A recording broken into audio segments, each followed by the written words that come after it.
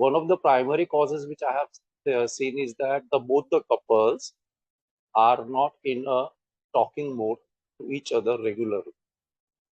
They are cohabitative with each other, but they are not talking more. Talking means sharing their own feelings, needs, and important thing is that both the couples, either male or females, should instigate each other to engage in each other. Do you understand what me?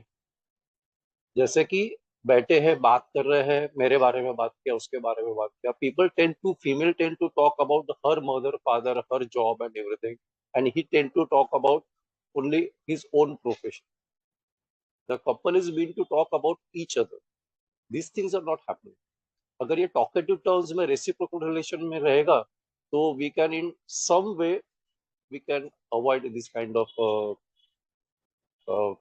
major catastrophe in the relationship.